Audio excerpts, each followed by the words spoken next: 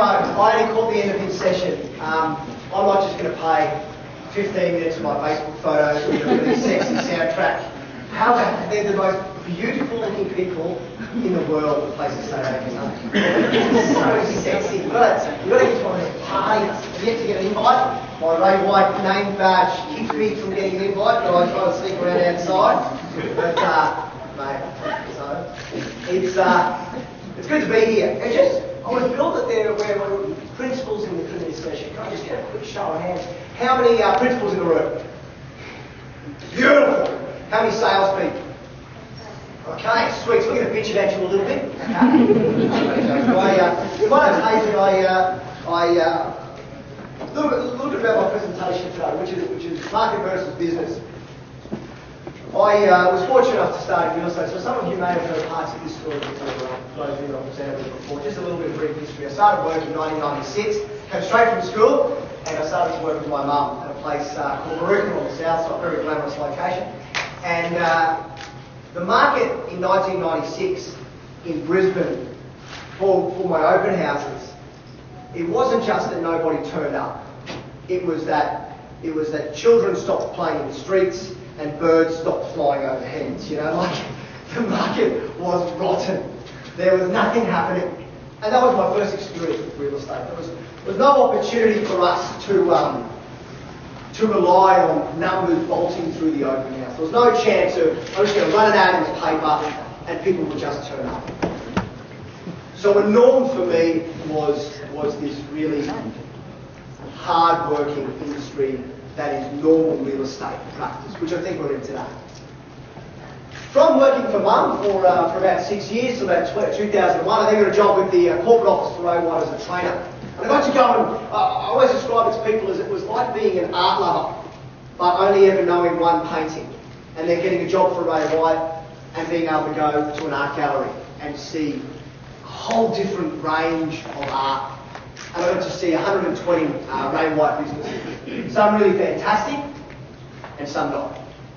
And it's funny where you learn your lessons the most, but I learned the most lessons I learned were from the people that did it poorly. You know? Because you can come to a conference like this, and Damo and Dane and other great people will get up front and they'll tell you all the magic things that you've got to do, but very few people will show you with life lessons what they do and fail.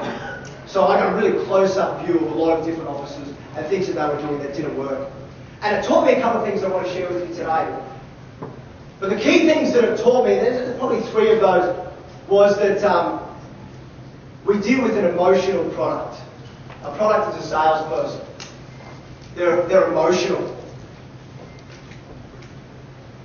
We deal with ourselves as leaders. If we want to get them to work, we must create some structure for that person. We must create some emotional leadership for them. And nobody wants to work while their boss is on a piss a bunch. No one wants to work to line a lazy boss's products. Nobody wants to do that. And I got to see all of that firsthand.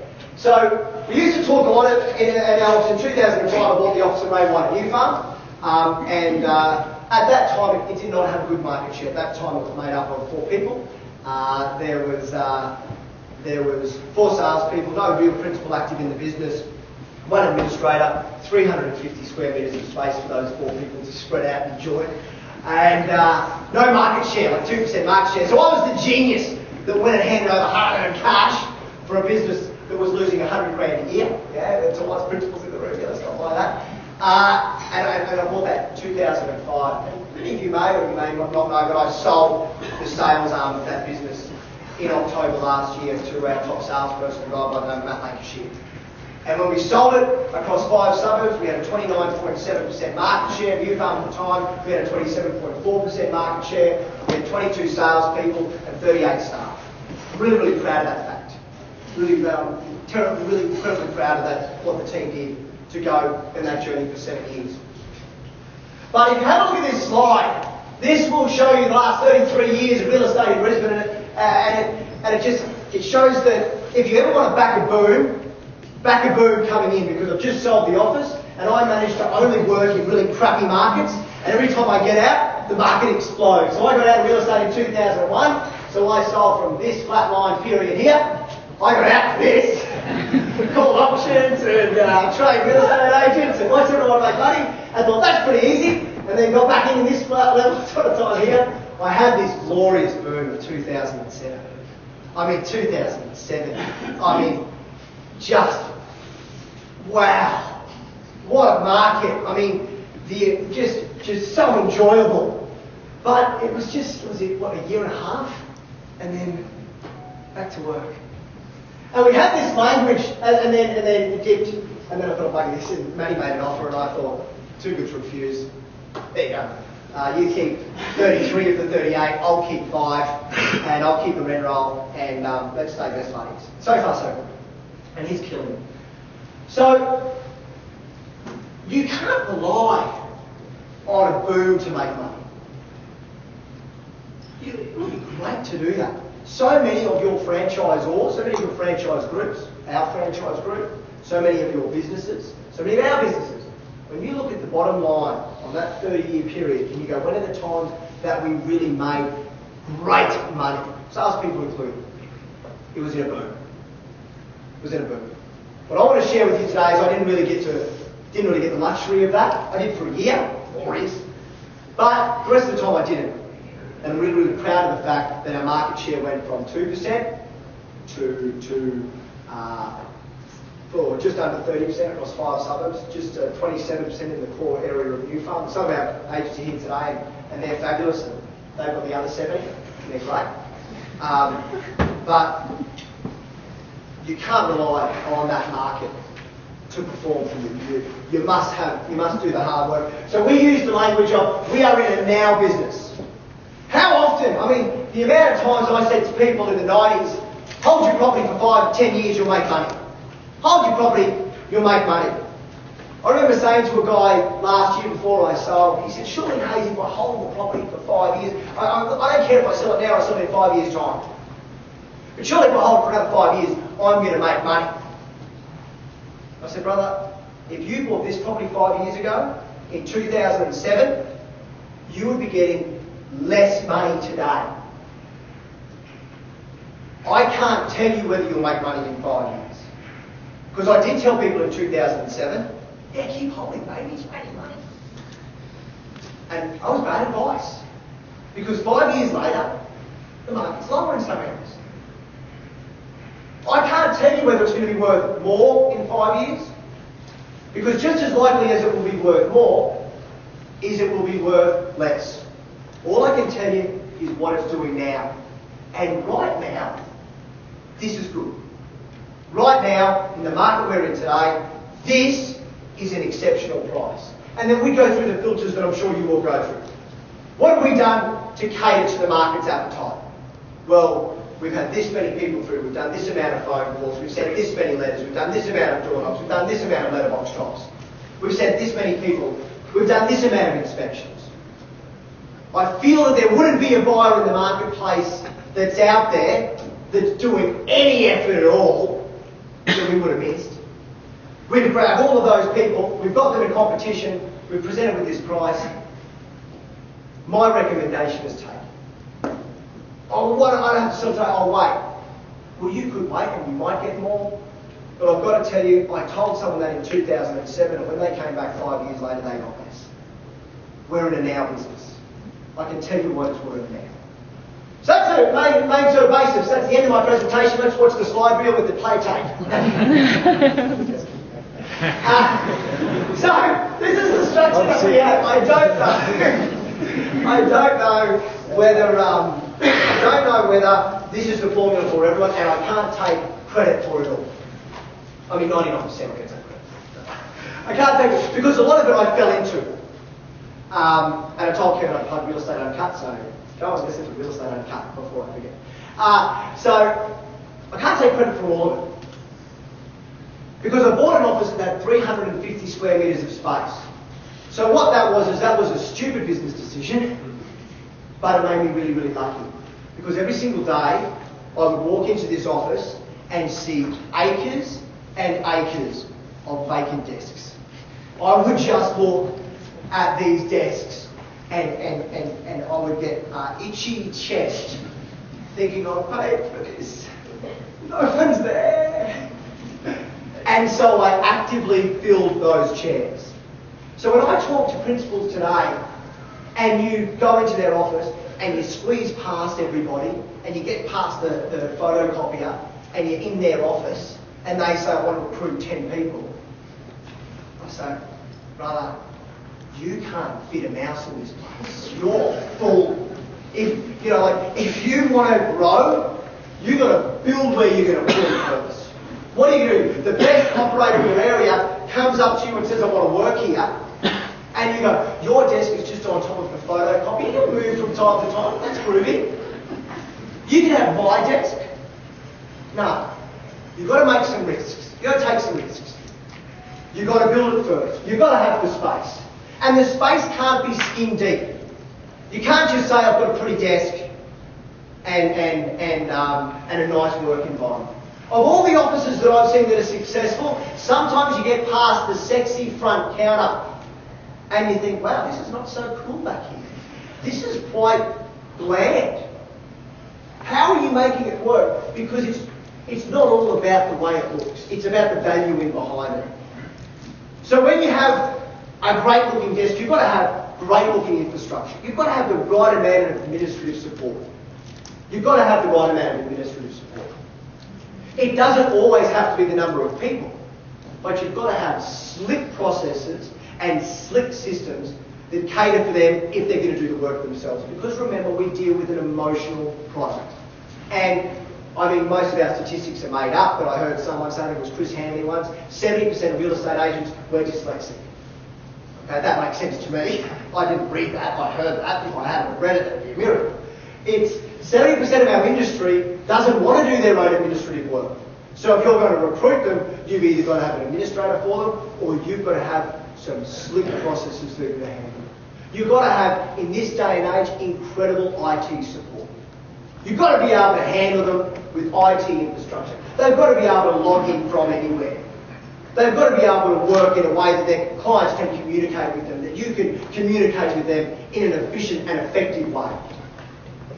But if you want to recruit salespeople and have a big team, this is what I can't take credit for. I just bought an office that had a lot of spare desks. But if I did it again tomorrow, that'd be one of the things that I would do again. I would have an office like this, but instead of all of your beautiful faces, day one, they'd be all vacant desks, and it'd be my job to fill those chairs. And when they're sitting vacant, there is no motivator like a vacant chair that you're paying for. No motivator. Other than a franking machine and no one's using it, that's a bit of a motivator as well. So once you go and build it, you've got to have some structure for them when they turn up. I mean, you're never going to escape the 1 second, Dave, can I just 1 second? Maybe not 1 second, I just need you for 1 second. Yeah, sure, brother, what is it, 1 second? Jenny, you're smiling because you used to be that 1 second. In they come, what is it? Oh, I've got this off on this property, I've got to do it. Like, you're never going to escape that. It's an emotional creature. We love them, they want to be loved, we want to hear the story, that's what we do well. You've got to give them the time. You're not going to escape that. You've got to be available. I just went and got my haircut. I feel like one of those short dogs when they come out. Oh, yeah, you just get haircut, you don't have good looks. But I just went down and I said to my hairdresser, I'm going to go speak to some real estate agents. What's the best advice? One bit of advice you could give me in customer service. She said, have you ever called me to get your haircut and I couldn't fit you in? And I thought, no. She said, I was here this morning with a message from a client, 7 a.m, wanted a blow dry. I was here at 7 a.m. And she said, I'm available. My product, I wasn't selling for the last couple of years, my product was for salespeople, I was available. Was it a nuisance? Yes. Would I have preferred that I could have had all my time for myself? Yes. Was that my job? Yes. So to make time for my people to be available. But to ensure that I was touching them all the time, we created some structure. So they knew and I knew that we would catch up most days. So I had this group called Wolfpack, from that wonderful documentary of those 4 young gentlemen on a Bucks weekend in Las Vegas. And we're going to hear another one of their documentaries on the 23rd of May, get to a cinema near you for Hangover 3. But this here, 9 a.m. Monday was because the 1 second from you agents, hey, you got 1 second? They're coming all the time. They're like unrelenting waves at Alexandria. They're firing in. So you've got to have structure. And I thought, how can I make sure, like, if you really remember that you're an emotional creature as well. And you can give yourself some live evidence of that when you think about you're representing a vendor and they want $1 million and it's worth 500, and the buyers can just smell the stench of an overpriced seller on you. Your salespeople are the same. When they say 1 second date and you look and go, yeah, sure, come on in, I've got a second. They pick up on that subtle hint that you don't want to spend time with them. So because you're emotional and they're emotional, they want to spend time with people who want to spend time with them. The number one quality I like in someone is that they like me. I made sure that if I was going to spend time with my Wolfpack was my name for my new people, I did it at a time and an activity that I like to do. So I was happy to spend that time with them. And on a Monday morning at 9 a.m, I love coffee. Right? It's just freaking delicious. I love as much of it as I can get in my gob. So at 9 a.m. on a Monday morning, all my new people, we went to coffee. It was a huge investment of about $12, and we sat around at the coffee shop and we discussed what they were going to do that week. What are you going to do this week? What's your game plan? How many unengaged, inactive homeowners will you communicate with this week? What is your game plan with your stock? How are you going to get it in motion? How are you moving your vendors from where they're positioned today to market? What are you doing with all of those buyers you met on the weekend who are no longer satisfied? What are we doing with them? How's your head? How's your girlfriend? How's your boyfriend? How was your weekend? You had a big weekend. Get over it. Let's get going. We're emotional creatures. You've obviously got on the gas. You look like crap. We know what works with you. Go for a run, do your hair, get a better suit on, go home, come back, we'll see you at 11. Don't come to work on Monday to Friday. Monday morning, 9 a.m. Done. Wolfpack. Right, got property managers in my business. Want to go through their stock. So nothing frustrates you more than when you look at your properties online and you go, oh, let's see how my rental properties look online. Oh, look, the toilet seat's up. Convenient. Toilet seat works. But I want that photo up online. So Monday morning, 10 a.m, we go through all the stock. We use this thing called Apple TV. It's $100. You plug it into your TV, makes your TV like this, and you go, let's have a look at all the stock. Only takes a few weeks before property managers start making sure that your photos are razor sharp, that your text is inviting and delicious, that your open times are convenient. We cover that Monday morning, 10 a.m. I'm fired up, so I have coffee at 9 o'clock with my Wolfpacks. I'm ready for them at 10. Tuesday, sales meeting, 8:30. Our sales meeting, we have the same structure each week. First, a bit of housekeeping. Second, what is the active direction of the business? What have we learned in the last week? Third, follow up on the stuff that we were discussing. That's it. What's the direction of the business? One of the things that I learned knowing that our product is emotional is that if you want to communicate with your team, accept this. We as human beings are forgetful. We as human beings become blind and deaf to the same message. I'm spending time in my new world working with CEOs of different corporations around Australia, and one of the things that I hear, no, my guys know that, and then I ask their guys, and they say, no, I've never heard that before in my life. And I think, well, I know that lesson. You know, you're talking to an agent at an auction, and the agent says to the owner, oh, well, we've also got that buyer after the auction we could always talk to. You think, oh, damn, we did that again. Remember we discussed that at that training session in 2004? No, I wasn't here in 2004. It's cool. That's right. So if I'm going to send a message, my Tuesday morning sales meeting, it was the same message. A lot of the time, I'm going to go through 10 things in a moment that we discussed over and over and over. And I learned that people learn differently. They become blind and deaf. They become forgetful. So rather than just tell them, they learn different ways. We stuck it up all around the walls. We had messages all around the walls. What our market share was, what we wanted. Number one in Brisbane, Ray White. Biggest advertisement, Courier Mail. Number one auctions. 100% market share, next step's 30. All up around the whole room. Because sometimes... That's somebody's podcast against the wall, just flying, just my 20 guys.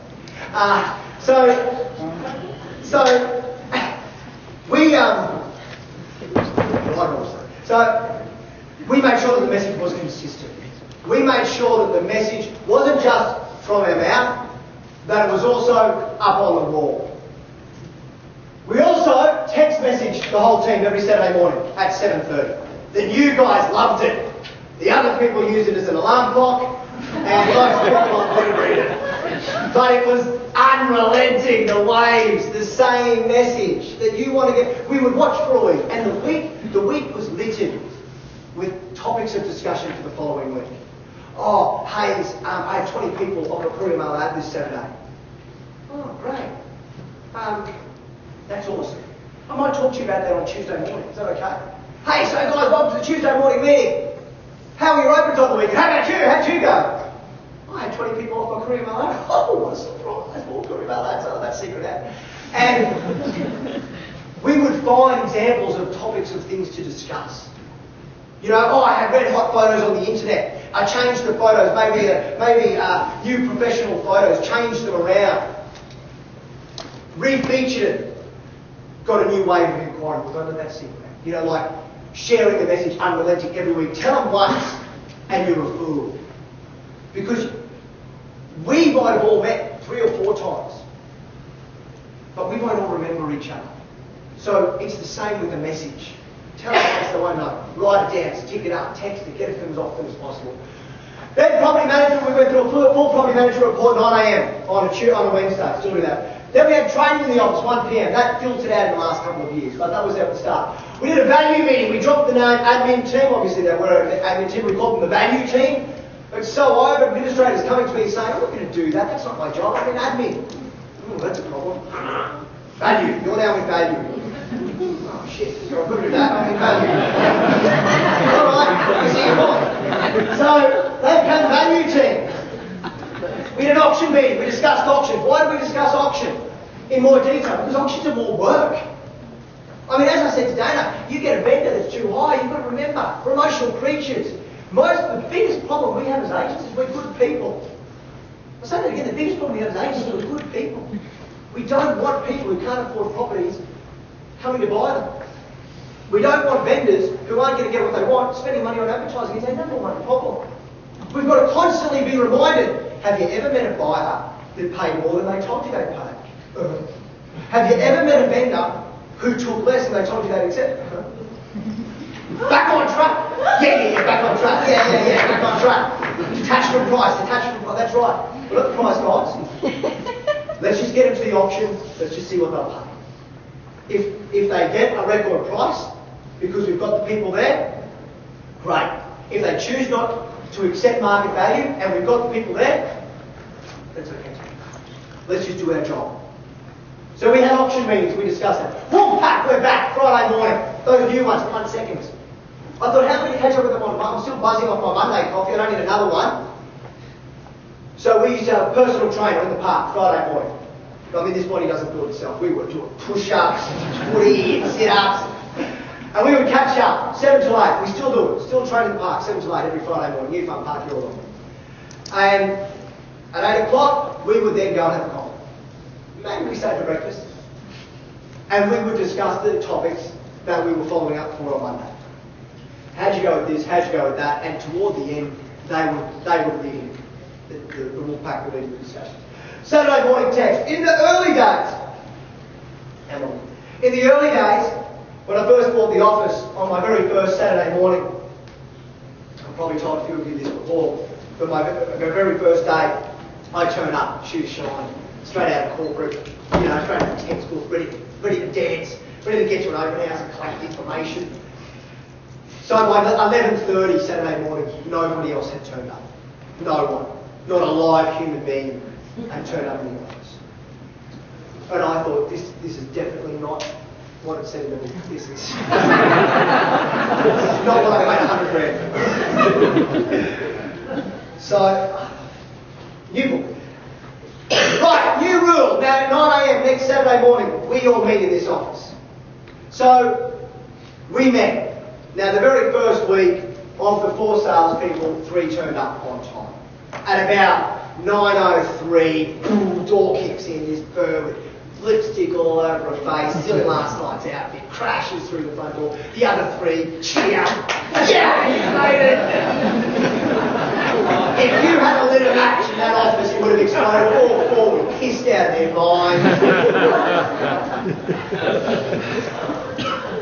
That eventually faded, and after a few years we created a new culture and we dropped the Saturday morning meeting, kept the Saturday morning temps. But I wanted to share with you, that was our structure. The only 2 bits that dropped off when we got to 22 salespeople was we dropped that off, and I can tell you our franchise does provide lots of training, so we still had that for them, but we just didn't do it. We dropped off the Saturday morning meeting. Okay, so we dropped that. Once we provided the structure, the last bit that I noticed from all those principles, it came back to me. Like, it came back to, you've got to be an emotional leader. When I looked at the offices that failed, that were relying on a boom, that weren't working on a now business, they were emotionally behind their staff. They would get a new person in who was more energetic than them. They would get somebody from another office who was more positive than they were. They relied on these events to fire up. You've got to lead from the front. You've got to be the emotional leader. Our people are emotional. I mean, I hear lots of talk around the group. Get a database, talk to your database. If you talk to 100 people and you feel like shit, you're just going to confirm to 100 people not to deal with you. And if you're convincing, you're just going to confirm that they should sell with someone else. Just not you. We are an emotional industry. Emotional. When we feel good, we sell. When we feel bad, we don't. I mean, how often do you see people, and we use the language in our game of running with momentum, and all that means is, I sold a property, a buyer called me, I felt good, rather than just tell them it's sold. I said, what are you looking for? Because I feel great. They said, I'm looking for this. I thought, we actually have that. Why don't you come and have a look through this property? You then sell that property. You feel better. Someone else calls. You sold the one next door. Do you want to sell mine? Yes. And you call them back. And you list the property. And when you go to the listings presentation, because you feel good, you say, you don't want to auction it, do you? You do. With ads? Yes. That's life. And you feel great. Now, if that person comes back to the office and says to you, how are you today? And you say, oh, well, I've got the flu. Don't feel good. You deflate that person. You must run. You must be the emotional leader. You have got to be the person that is encouraging success. You must recognise success. When they feel good, get them out the front and try to rub them on the neckies. They know, what did you do on the weekend? I had some more ads, got this auction, sold this property, followed a buyer back. The one that had sold, you called them back. Yeah, oh, wow, don't let that secret out. And you must lead from the front. You've got to work hard. That's just the reality of our business. You've got to be the emotional leader, and it takes hours. Especially if you're the boss. If you haven't set the alarm in your office, or you didn't know you had one, that's not cool. Maybe in the boom, it was okay. Because the market threw you short balls. The market gave you a leg up. Place an ad, get a sale. Make a call, get a vendor. We're in our business. Can't rely on that forever. I can tell you, 2007, I went to lunch a lot. And it was bloody awesome. I reckon I have been to lunch less in the 8 years than I went in 1 month in 2007. Because we are a now business. When it's booming, maybe the rules change. They shouldn't. If you do, I mean, I was fortunate. I can tell you, I had great luck in my life. One of the luckiest things was, I told you before, I bought an office with a heap of vacant desks, made me go and fill them. The next thing was, I only ever worked in a bust. So when the boom came, I just worked like it was a bust. And I was blessed. That was a real blessing for me. Because all the agents that I was competing with were like, oh, thank God the boom's back. Oh, that's much. And we were able to smash it. We were able to just keep running, keep working, and that's what a vendor wants. We deal with a client who wants to work with us, but they can only work with us when they're available. So they have to work after hours. If they can only work after hours, that means we've got to work after hours. There is stuff to do during the day, but if you're not available after 5 and you're not available on weekends, my experience is it won't work for you. You will never win. You must be available. That's just the reality of our business. Is it fair? Shit, no. I'd love to do a job that you work from like 11 to maybe 11:03 and you make $1 million. But outside of internet porn, I don't know what does that. So this is what I know. So it came from school, it takes hours. You can't present that. Well, no, you probably can, but you've got to accept it. You've got to be the emotional leader, and you've got to work hard. So we came up with these things. These are the 10 things. And a lot of my language with my team, sales meetings, this was one of the things stuck up around the board. Principles especially, 1 and 10 apply to you. But a lot of these were parts of our meetings. Take one of these topics. But here they are. I had a background in auctioneering. I did auctions. And I loved auctions. But one of the things that will surprise some of you, won't surprise Jed or Brett or Sherry, the new farm people, auctions were only about 30% of our business. Only about 30%, could be right up. Yeah. About 30%. I didn't crucify somebody when they came back to the office and said, Hayes, I've got an exclusive.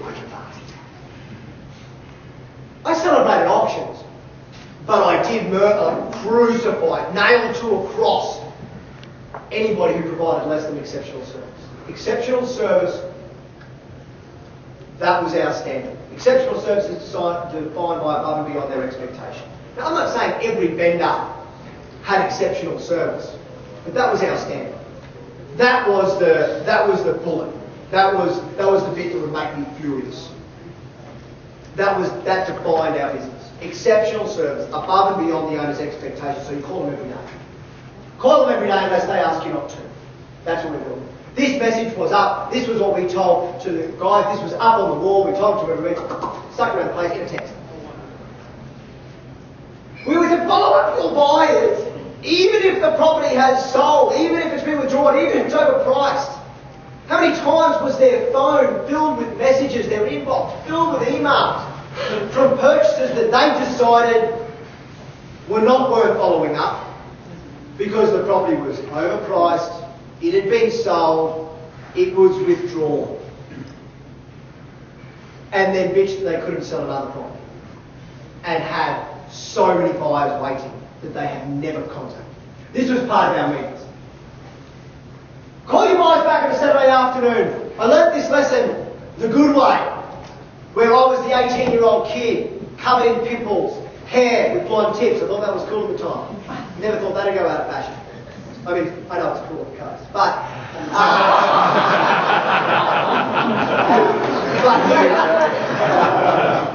it ain't cool. I mean, having your fringe closer to your collar is cool. And we would call them Saturday afternoon because I didn't want to compete as the new guy. If you're a new agency in a marketplace, if you're a new agent in a marketplace, you don't want to compete on the same playing field as the experienced guy. How do you beat them? Get there first.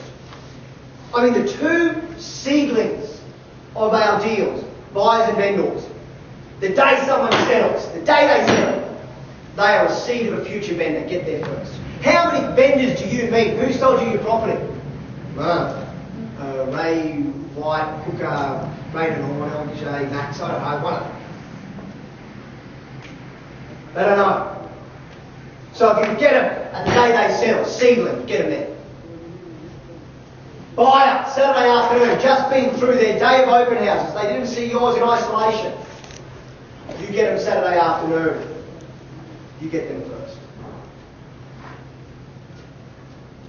Call your vendors after every inspection. No-brainer. I love this next one. Don't complain about your stock. This was a sales meeting every week. Don't complain to me, Brad, about your bloody stock, your income, the market, unless you're working. What's working? Working is cold calling, door knocking, doing one inspection per day, speaking to all the other agents' stock in the area consistently. If you're doing all of that, feel free to complain.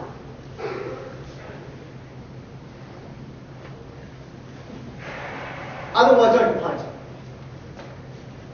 Move your listings to stock market every day. This was a top. These are our meeting topics in the office. You're going to do, what do I get out of this conference today? And go back, these are meeting topics. And we just regurgitate them in different language every week. Number 10 relates to us. Call past OFI lists, buyers and sellers. The amount of meetings. And we would, someone, how'd you go this week? Oh, I listed this property. Where'd you get it? Well, I called our OFI list from 6 months ago. No, that's a secret. You're telling me that the 50 or 60 people that came through our open houses 6 months ago all didn't buy that time? No. There was a couple of sellers in there? Yes. Do you ever remember in your life calling someone and them saying, I didn't want to sell, you'll take me out of here in a box? Yes. Well, they might be dead, let's call. Shit happens. Obviously send your vendors information before you get there. There's a meeting topic in that. And finally, and this is to all of us, when your business is not performing, work more, not less.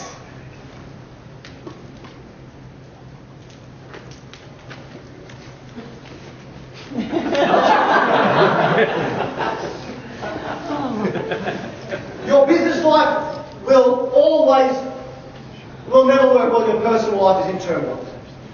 Your business life will never work while your personal life. Same with salespeople, same with us. You've got to get home right. Home right takes time. Home right is tough for all of us. We're all addicted to our job. A lot of us, it's a lifestyle. You say, oh, how was your day, honey? Oh, my day was good. I went down to the Merthyr Road shops. I've got to call back on with the bloke. And you're thinking, oh, just shut up so I can quickly go to the bathroom and get my phone out.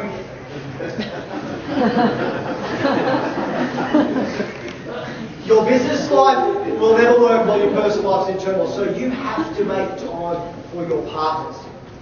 You have to make. I said to somebody yesterday, the two things that I've seen work in a real estate business with partners, and not as in business partners, but with life partners, is your partner should either be totally out of it, not involved at all, hands-on, or 100% completely involved, working and active.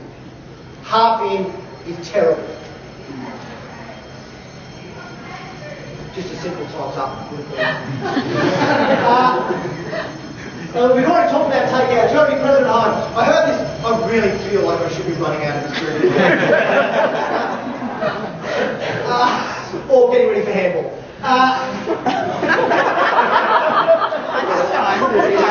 Like a computer. I heard this wonderful thing.